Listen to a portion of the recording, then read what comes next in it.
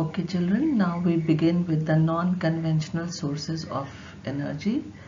As we have done the conventional sources in the previous chapter, those were the non-renewable resources and exhaustible resources of energy.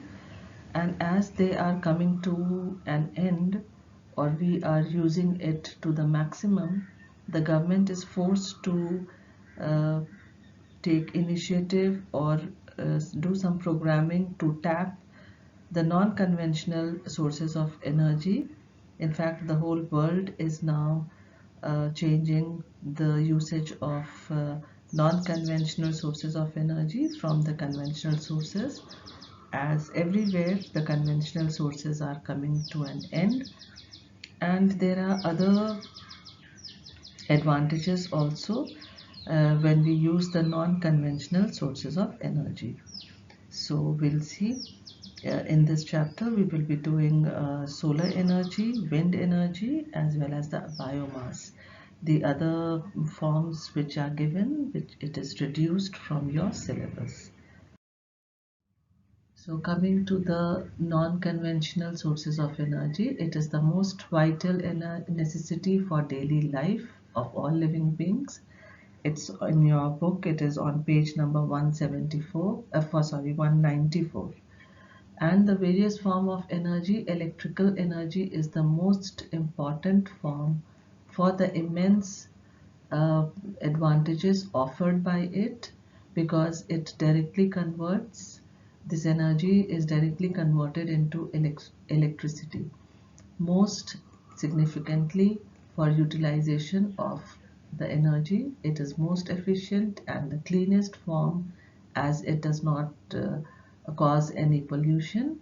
It is the cleanest form of energy when used for industrial, commercial or domestic requirements. Now the sun, water and wind, they have been the inexhaustible. Inexhaustible meaning it will not come to an end, because sun's energy is continuous, water continuous, wind as well, as wind is also a continuous source of energy. So we need to tap these energy and extract electricity from them. So these are the sources of energy for time immemorial, but we were not able to tap it, and now a lot of effort has been made to tap this kind of energy. Now, over the last many decades, man has learned to harness these primary sources of energy to produce electricity in a successful and commercially viable form. In addition, there are many other sources of energy which are under development stage for generating electricity, like the tidal, the biomass, the natural gas. So these are the work, though at some places it has started, but then government is still working on it. All these sources are known as non-conventional or alternative sources of energy, like the sun, water and wind. Now, what are the advantages of non-conventional sources of energy? The main advantage is that the sources of energy are available freely and in abundance. Now, conventional sources were also available freely only, but they are not in abundance, but they have a tendency of coming to an end. But this non-conventional sources of, or the alternative sources of energy, they are available freely, and they will not come to an end, and that is why they are known as renewable sources. So there is no fear of their getting exhausted or depleted. They are environment friendly, they do not cause pollution, and they do not cause any waste. They can be tapped at a large scale, like this panel, which can be used for agriculture, irrigation, or they can be tapped on a small amount at a number of places. Like this man is using a small solar panel, and he's using to the electricity is used to run his mobile which is holding. So this is done at a very low level, but then it is very, very beneficial for this man. Then it is used for sewing machines. It is based, the electricity received is based from the solar panel.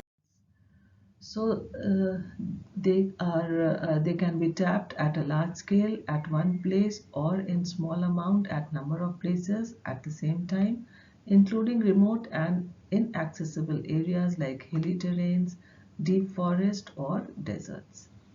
When situated close to the load centers, that means where it is utilized, they can result in reduction of overall cost of electricity generation, making it cost effective. That means it is a cheap source of energy.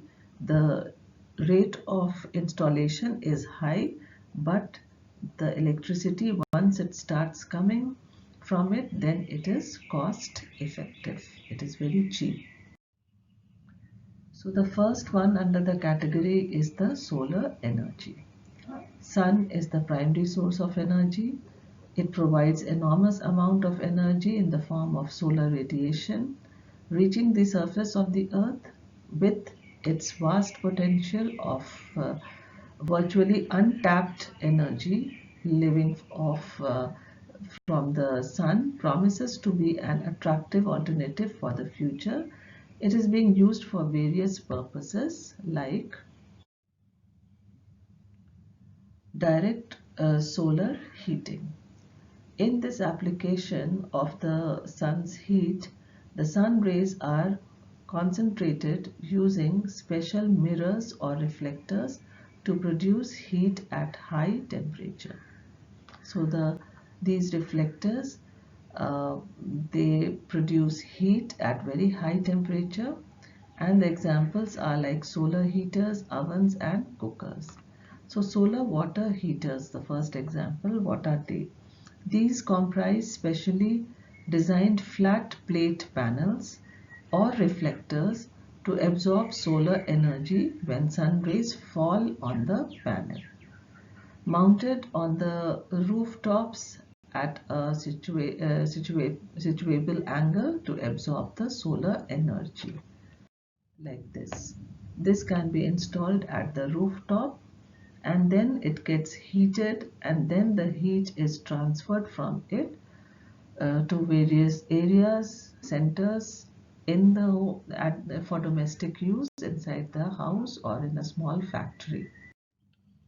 Now, uses and appliances. The earth offers direct and inexhaustible source of energy, especially in the tropical countries like ours, with over 300 days of clear sky that can be utilized to generate electrical energy.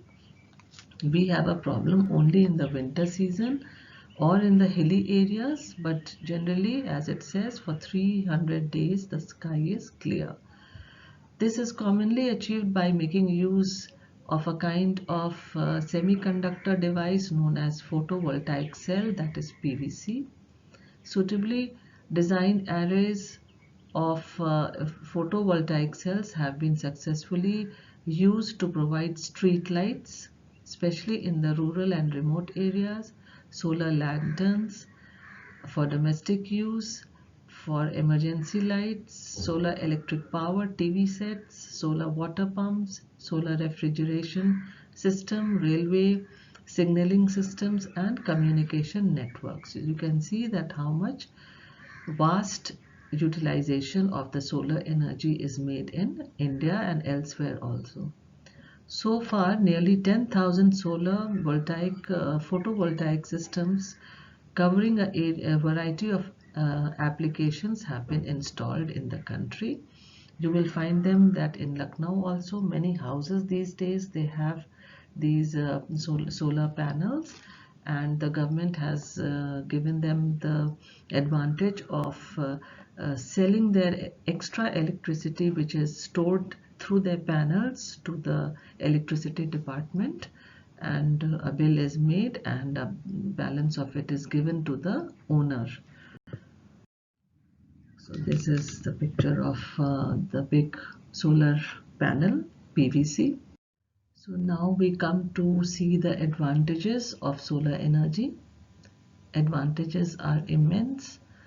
It is a renewable resource, at least until the sun runs out in billions of years. It will not stop giving the energy, solar energy. So solar power does not cause any pollution. Solar panels require little maintenance, and the government also introduced generous tax credits for the individuals and companies that invest in the solar system. And this government has done a lot as far as the solar energy is concerned. In fact, these panels are now exported to the South Asian countries. So here, this area, we have done a lot. Now the disadvantages. Disadvantages are that, like, it cannot be created during the night as well as cloudy, when the days have a cloudy cover. It can be panel energy is maximum when the panel is directly facing the sun.